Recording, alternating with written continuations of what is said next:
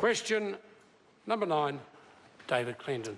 Thank you, Mr Speaker. My question is to the Minister of Finance and asks, does he stand by his statement to this House that, quote, having surpluses does not mean that the government can go spending more money on ineffective public services or infrastructure that may not be needed? The Honourable Bill English. Mr Speaker, yes, and I think it's what any reasonable person would say. The idea that because there's surpluses we should somehow go on a spend up on social services is the wrong idea. The government is focused very much on the effectiveness of existing spending as well as closely targeting any new spending. We can make gains in our support for the most vulnerable in our community by being a great deal more thoughtful and focusing on results, not just on shovelling more money out, as the Greens seem to advocate. Supplementary question. Supplementary question, David Clendon. How then does the Minister justify support for the government's commitment to spending $1 billion on a new prison, something he previously called a moral and fiscal failure?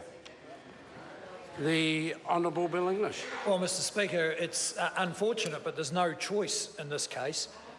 The people who are going to be occupying those $1 billion worth of new prison beds are coming through the courts. They have been convicted and sentenced according to the law of the land. And if we don't get on and build the prisons, there'll be simply nowhere to put them.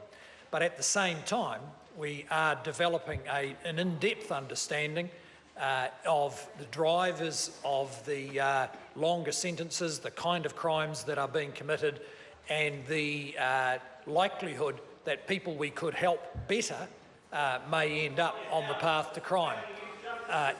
I'd have to say if it was simple, then we would have fixed it all already, but it's a bit complicated. Supplementary. Supplementary question, David Clendon. How can spending $1 billion on a new prison be an effective use of public money in line with his own goal of evidence-based practice, given the existing overwhelming evidence that sending more people to prison increases reoffending rather than reducing it? The Honourable Bill English. Well, Mr Speaker, I mean, if there, of course, was just a simple choice like that, then you'd choose not to spend $1 billion on prisons. But the fact is, the people who are going into those beds are people who have committed serious, violent or sexual or drug-related crimes, and they are being sentenced according to the laws passed by this parliament. We simply have to build the beds, or there'll be nowhere to put people who are potentially quite dangerous to our community. At the same time, the government is focusing on improving rehabilitation and continuing to reduce the flow, particularly of younger people, into our court system. Supplementary. Supplementary question, David Clendon. How does the Minister plan to fund the inevitable future growth in prison population that his government's current policies are creating? The Honourable Bill English. Well, Mr Speaker, in the first place, we want to use the social investment tools that have now been developed to reduce the future growth.